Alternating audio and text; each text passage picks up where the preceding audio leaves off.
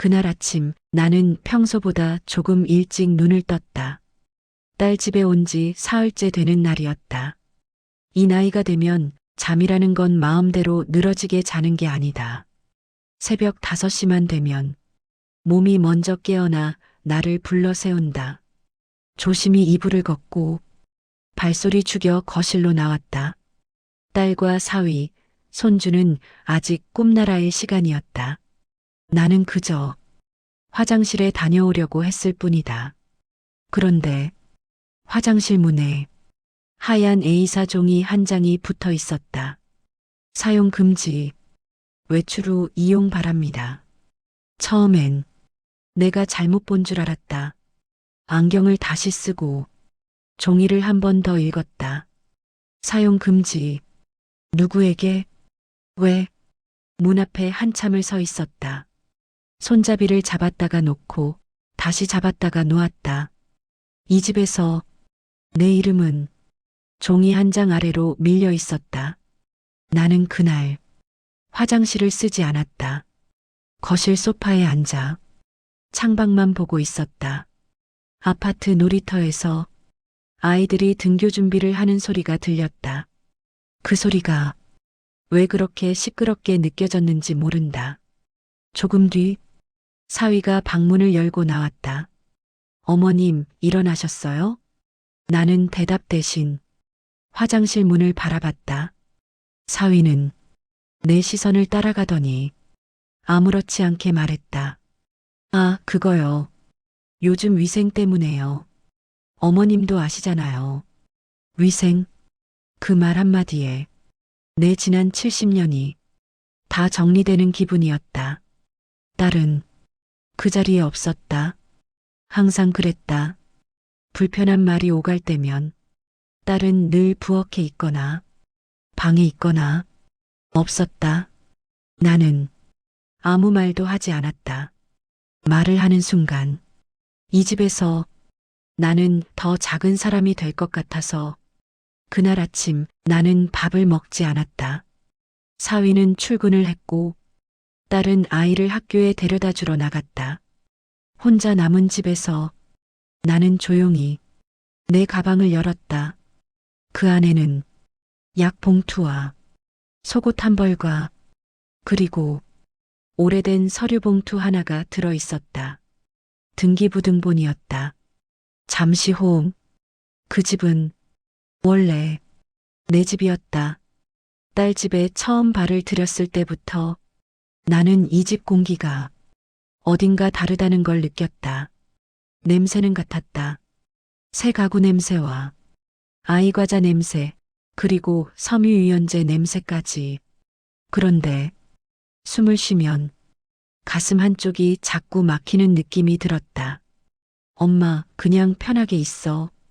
딸은 그렇게 말했지만 그 말은 편하게 있지 말아줘라는 뜻처럼 들렸다. 식탁에 앉을 때도 나는 늘 끝자리에 앉았다. 내 자리는 정해진 적이 없었지만 항상 같은 자리였다. 사위 맞은편도 아니고 딸 옆도 아닌 벽에 가장 가까운 자리.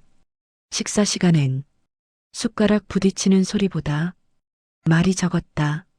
사위는 뉴스를 보며 밥을 먹었고 딸은 아이 반찬 챙기느라 정신이 없었다.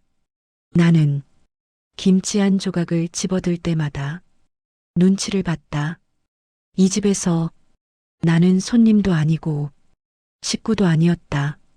처음 하루 이틀은 내가 예민한가 스스로를 타일렀다. 나이가 들면 괜히 마음이 약해진다지 않나. 그런데 셋째 날 아침 화장실 문 앞에 그 종이는 내 마음에 확실하게 말해주었다. 여기는 내 자리가 아니다. 사위는 예의 없는 사람은 아니었다. 말도 조심했고 인사도 했다. 하지만 눈을 마주치지 않았다. 사람은 눈을 보면 마음이 드러난다. 사위의 눈엔 항상 계산이 있었다. 며칠 머물 예정인지, 언제 돌아갈 건지, 얼마나 더 불편해질 건지, 말로 묻지 않아도 그 눈이 다 물어보고 있었다. 딸은 변했다. 아니, 정확히 말하면 조용해졌다. 예전엔 엄마, 이거 먹어봐. 엄마, 피곤하지? 하던 아이였다. 지금은 엄마, 괜찮지? 라고 묻고 대답을 기다리지 않았다. 괜찮다고 말해도 괜찮지 않아도 상관없는 질문이었다. 그날 밤 나는 화장실을 참고 또 참았다. 노인은 참는 게 습관이다.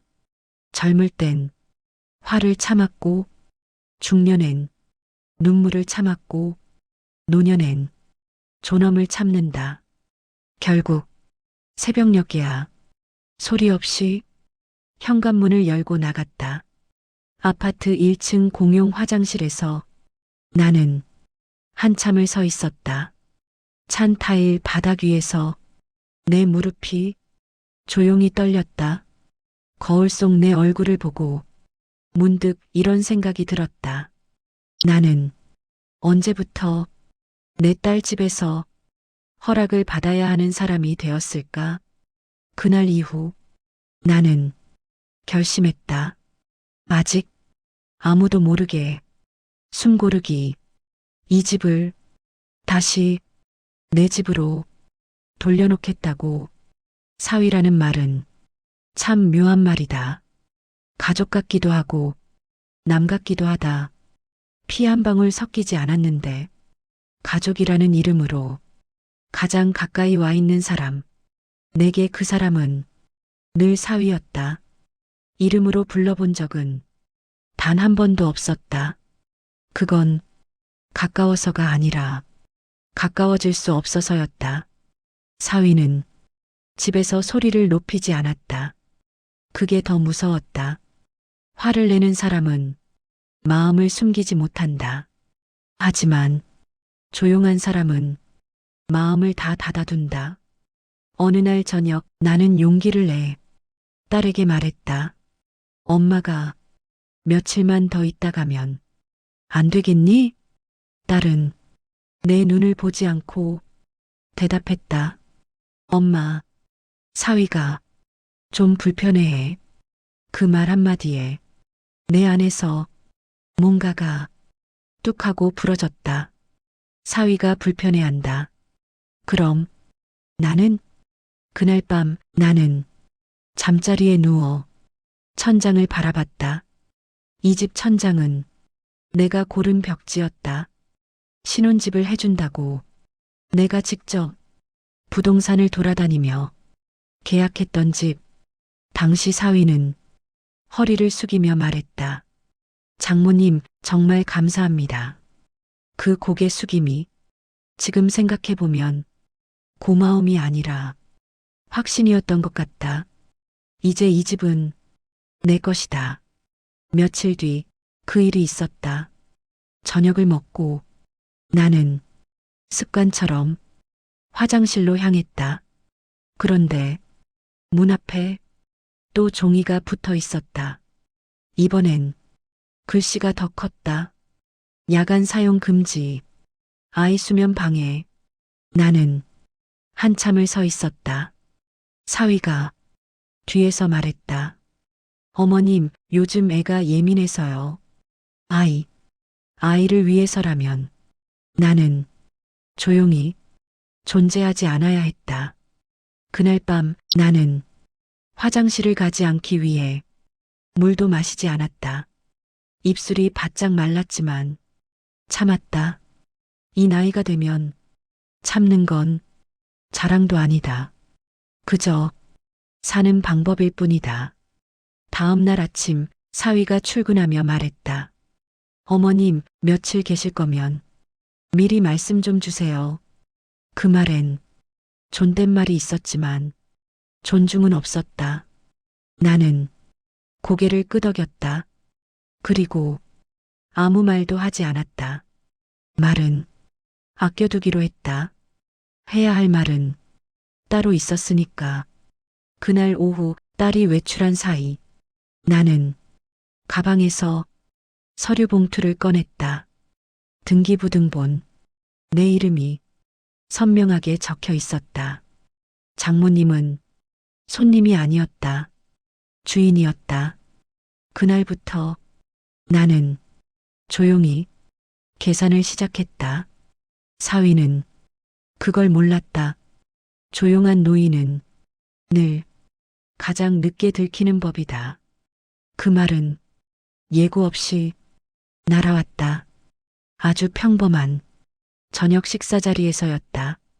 국은 조금 식어 있었고 아이 숟가락이 바닥에 떨어져 딸이 허리를 굽히고 있었다. 나는 그날도 벽 쪽 자리에 앉아 있었다. 사위가 숟가락을 내려놓으며 말했다. 어머님은 손님이시잖아요. 딸은 그 말을 들었는지 못 들었는지 아이 숟가락만 닫고 있었다. 손님, 나는 순간 귀가 멍해졌다.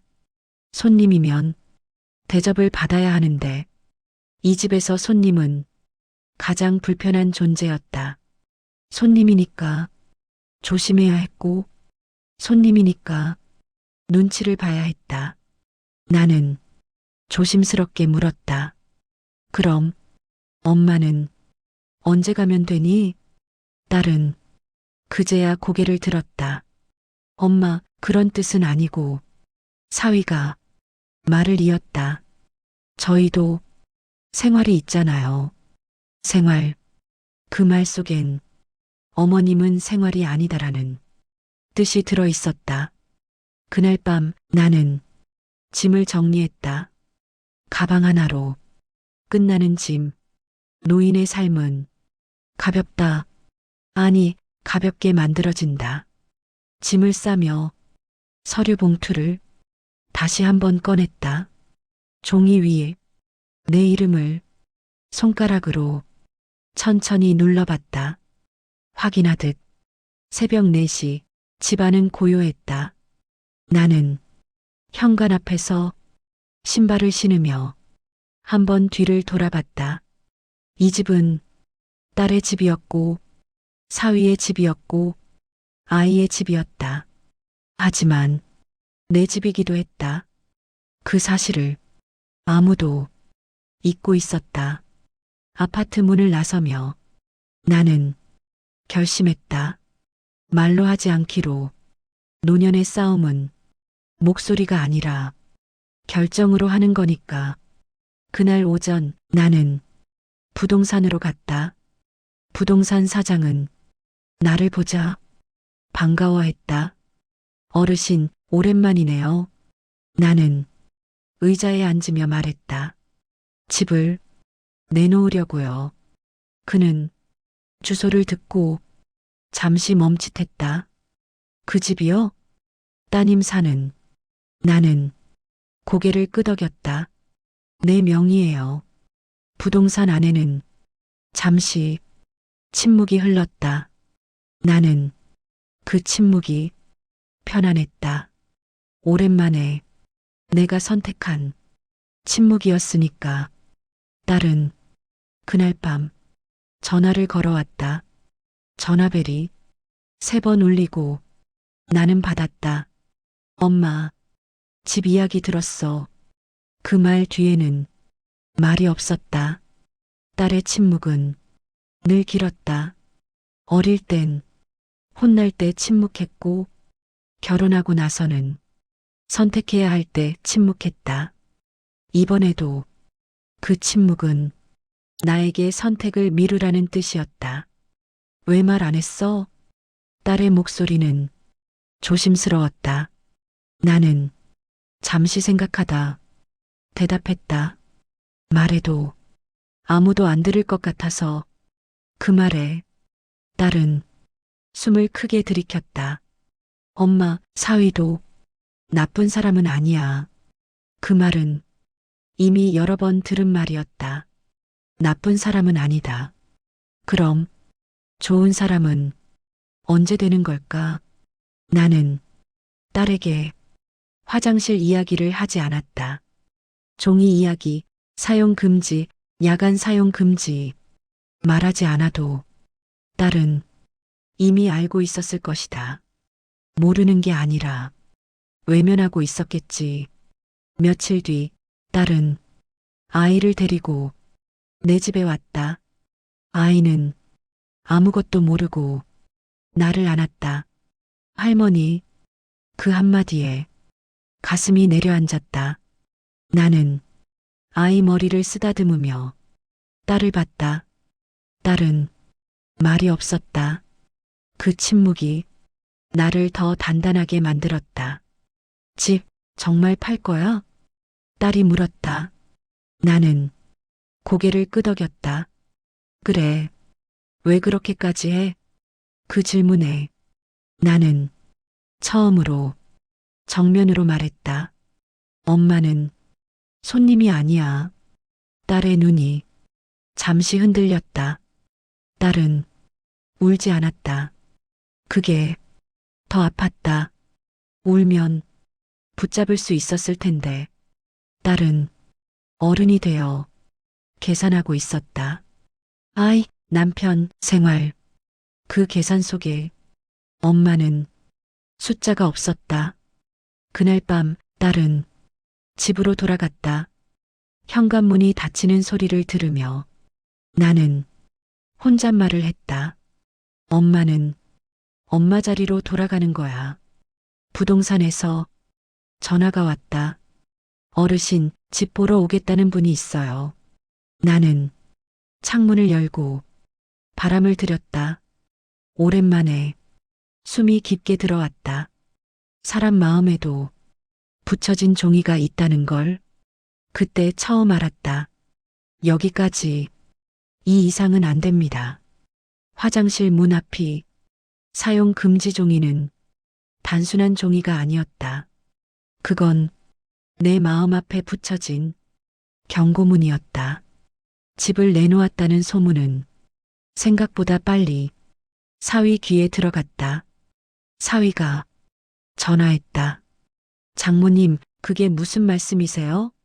나는 차분하게 말했다. 집 판다고. 왜요? 왜냐고 묻는 목소리엔 당황이 묻어 있었다. 나는 잠시 침묵하다. 이렇게 말했다. 불편해서. 그 말 하나로 설명은 끝이었다. 사위는 한동안 말을 잇지 못했다. 그래도 미리 말씀을. 나는 말을 끊었다. 말씀드리면 화장실 쓸 수 있었을까? 전화기 너머로 숨삼키는 소리가 들렸다.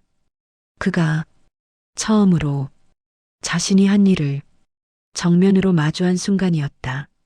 며칠 뒤 사위가 찾아왔다. 혼자였다. 딸은 오지 않았다.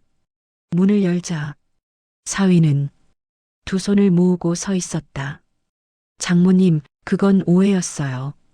오해. 나는 그 말을 여러 번 들어왔다. 아이 때문에, 생활 패턴 때문에. 나는 그를 집 안으로 들이지 않았다. 현관에서 말했다. 사위, 집에서는 사람이 자유롭게 숨 쉬어야 해. 사위는 고개를 숙였다. 하지만 그 숙임이 늦었다는 걸 그도 알고 있었을 것이다. 그날 밤 나는 부동산 계약서를 다시 읽었다. 사인을 하면 모든 게 끝난다. 나는 펜을 들고 잠시 멈췄다. 딸 얼굴이 스쳤다. 어릴 적 내 손을 꼭 잡고 잠들던 아이. 그 아이가 이제 남의 집 사람이 되었다. 그러나 나는 사인을 했다.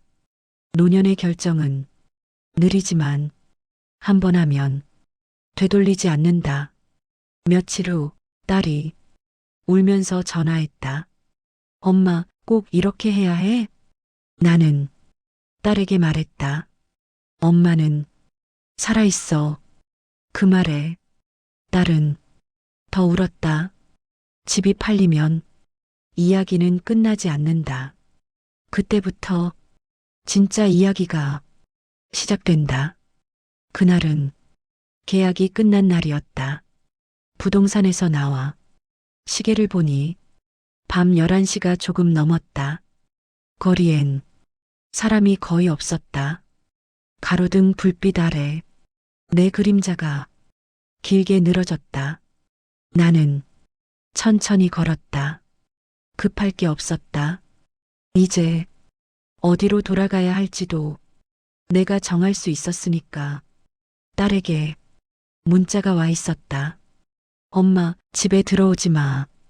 그 문장을 3번 읽었다. 그리고 조용히 휴대폰을 주머니에 넣었다. 예전 같았으면 그 말에 심장이 내려앉았을 것이다. 하지만 그날은 아니었다. 나는 이미 그 집을 떠나 있었다. 밤 공기가 차가웠다. 버스 정류장 벤치에 앉아 잠시 숨을 골랐다. 옆자리에 젊은 여자가 통화를 하고 있었다. 엄마가 또 잔소리야. 그 말에 나는 고개를 숙였다. 세상에서 엄마는 언제나 불편한 존재가 된다. 버스가 도착했다. 자리에 앉자 창밖으로 도시 불빛이 흘러갔다. 나는 창에 비친 내 얼굴을 보았다. 생각보다 평온했다. 울지 않았다.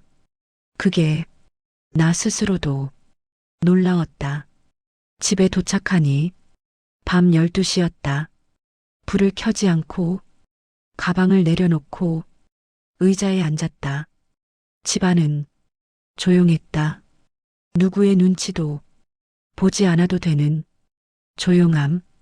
그게 이렇게 큰 선물인 줄 그때 알았다. 나는 컵에 물을 따르고 마셨다. 마시고 싶은 만큼 마셨다. 그리고 화장실 문을 열었다. 아무 종이도 붙어 있지 않았다. 나는 그 문 앞에서 잠시 서 있었다. 그리고 웃었다. 아주 작게. 그날 밤 나는 오랜만에 깊이 잠들었다. 다음 날 아침 전화가 울렸다. 딸이었다. 엄마, 집 산 사람 정말 들어온대? 나는 차분하게 대답했다. 그래. 그 한마디에 딸은 아무 말도 하지 못했다. 이제 돌이킬 수 없는 강을 건넜다. 등기부등본은 얇은 종이 몇 장이었지만 내 인생은 그 안에 다 들어 있었다. 종이를 펼칠 때마다 나는 시간을 펼쳤다. 그 집을 샀던 날 딸 손을 잡고 부동산 문을 나서던 순간 엄마, 우리 집이야? 그때 나는 웃으며 말했다. 그래, 엄마 집이야. 그 말이 이렇게 오래 남을 줄은 몰랐다. 사람들은 종종 묻는다. 왜 명의를 딸 앞으로 안 했어요? 나는 그때마다 이렇게 대답한다. 혹시 몰라서. 그 혹시가 바로 지금이었다. 등기부등본에 적힌 내 이름은 흔들리지 않았다. 사위 이름도 딸 이름도 없었다. 그 사실이 내게 마지막 자존심을 지켜줬다. 딸은 그 서류를 본 적이 없었다. 보여준 적도 없었다. 보여주지 않는 게 사랑이라고 믿었던 시절이 있었다. 지금 생각하면 그건 미루기였다. 집을 판다는 소식이 완전히 퍼지자 사위는 다시 전화를 걸어왔다. 이번엔 목소리가 달랐다. 장모님, 잠깐만. 다시 생각해 주시면. 나는 말없이 서류를 접었다. 그리고 말했다. 사위, 사람은 머무는 곳에서 존중받아야 해. 그 말에 사위는 아무 대답도 하지 못했다. 며칠 뒤 이삿날이 정해졌다. 딸 집이었다. 아니, 이제는 남의 집이 될 집. 나는 그날 가지 않기로 했다. 이별은 멀리서 하는 게 덜 아프다. 딸은 마지막으로 문자를 보냈다. 엄마, 미안해. 그 문자를 한참 보다가 나는 짧게 답했다. 엄마는 괜찮아. 그 말은 완전한 거짓도 완전한 진실도 아니었다. 이제 사람들이 본격적으로 움직이기 시작했다. 집을 산 사람, 짐을 싸는 사람, 남겨진 사람. 그리고 나는 다음 단계를 향해 가고 있었다. 사람들은 쉽게 잊는다. 누가 시작했는지, 누가 만들었는지. 시간이 지나면 항상 지금 가진 사람이 주인인 것처럼 굴어진다. 그 집도 그랬다. 집을 샀던 날 나는 은행 창구 앞에 오래 서 있었다. 평생 모은 돈이 한 번에 빠져나가는 걸 가만히 보고 있었다. 직원이 물었다. 괜찮으세요? 나는 웃으며 말했다. 괜찮아요. 집을 사는 거니까. 그 집은 딸을 위한 집이었지만 내 인생의 마지막 큰 선택이기도 했다. 딸은 고마워했다. 사위는 더 고마워했다. 그 고마움은 시간이 지나자 자연스러움으로 변했고 그 자연스러움은 권리가 되었다. 여긴 우리 집이에요. 사위가 어느 날 그렇게 말했다. 나는 그 말에 대꾸하지 않았다. 그때는 싸우고 싶지 않았으니까. 하지만 말하지 않은 말은 사라지지 않는다. 쌓인다. 그리고 언젠가 폭발한다. 딸은 중간에 끼어 아무 말도 하지 않았다. 그 침묵이 사위를 더 크게 만들었다. 나는 그제야 알았다. 집은 벽으로 이루어진 게 아니라 사람의 태도로 완성된다는 걸. 집을 판다는 사실이 확정되자 사위는 마지막으로 내 집에 찾아왔다. 이번엔 딸과 함께였다. 딸은 내 앞에 앉아 손을 꼭 잡았다. 엄마, 이 집은 우리한테도 추억이야. 나는 손을 빼지 않고 대답했다.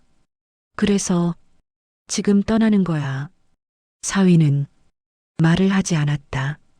그의 눈에 처음으로 두려움이 보였다. 잃는다는 건 가진 줄 알았던 걸 돌려주는 일이니까. 나는 그들에게 말했다. 엄마는 너희를 쫓아내는 게 아니야.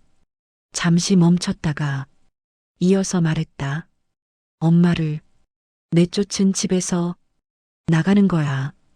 딸은 고개를 숙였다. 그날 이후 딸과 사위는 아무 말도 하지 않았다. 그리고 이삿날이 왔다. 결정은 어느 날 갑자기 내려진 것처럼 보이지만 사실은 오래전부터 천천히 자라고 있었다. 화장실 문 앞의 종이는 마지막 물방울이었을 뿐이다. 나는 결정을 내리기까지 많이 생각하지 않았다. 이미 다 생각이 끝나 있었기 때문이다. 노년의 결정은 충동이 아니다. 참고 견디고 확인한 끝에 내려진다. 사람들은 말렸다. 딸인데, 사위인데, 그 말 속엔 항상 내가 참아야 한다는 전제가 깔려 있었다. 왜 노인은 항상 참아야 하는 존재일까? 부동산에서 계약서를 작성할 때 손이 떨리지 않았다. 그게 스스로도 놀라웠다. 이건 복수가 아니라 정리였다. 집을 판다는 건 사람을 버리는 게 아니다. 관계를 원래 자리로 돌려놓는 일이다. 딸은 딸로, 사위는 사위로, 그리고 나는 엄마이기 전에 한 사람으로. 사위는 마지막까지 이해하지 못했다. 그 정도 일로. 그 말에 나는 이렇게 답했다. 사람은 작은 일에서 존엄을 잃어요. 집이 팔리고 잔금이 들어온 날 나는 통장을 한참 바라봤다. 숫자는 변했지만 내 마음은 오히려 가벼워졌다. 그날 저녁 나는 혼자 밥을 먹었다. 반찬은 간단했다. 그래도 맛있었다. 눈치를 보지 않고 먹는 밥은 언제나 맛있다. 딸에게 전화가 왔지만 받지 않았다. 받지 않는 것도 대답이라는 걸 이제는 안다. 이제 사람들이 하나둘 흔들리기 시작한다. 그 흔들림 속에서 진짜 얼굴이 보인다. 사위는 늘 웃는 얼굴이었다. 사람들 앞에서 특히 그랬다. 웃음은 사람을 안전하게 만든다. 자신이 괜찮은 사람인 것처럼 보이게 해주니까. 그 웃음이 그날 처음으로 사라졌다. 집 매매가 완전히 마무리된 날 사위는 회사에 반차를 내고 왔다고 했다. 딸도 함께였다. 두 사람은 거실에 나란히 앉아 아무 말도 하지 않았다. 그 모습이 마치 재판을 기다리는 사람들처럼 보였다. 사위가 입을 열었다. 장모님, 이제 어쩌실 거예요? 나는 잠시 그를 보다가 말했다. 그는 그 대답이 마음에 들지 않은 듯 입술을 깨물었다. 그 말엔 원망이 담겨 있었다. 나는 고개를 끄덕였다. 그리고 이어서 말했다. 그 말에 사위의 얼굴이 굳었다. 딸은 그제야 울었다. 조용히, 소리 없이. 나는 딸을 안지 않았다. 안아주면 다시 흔들릴 것 같아서. 사위는 처음으로 변명하지 않았다. 웃지도 않았다. 그날 사위의 웃음은 완전히 멈췄다. 그날 이후 사위는 나에게 연락하지 않았다. 존댓말 뒤에 숨었던 자신의 자리도 함께 내려놓은 듯했다. 딸은 종종 아이 사진을 보내왔다. 나는 답하지 않았다.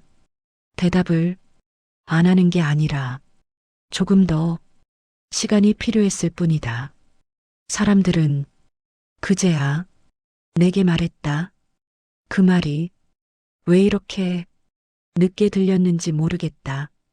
이제 관계는 돌아갈 수 없을 만큼 멀어졌고 또 정확한 자리에 서 있었다.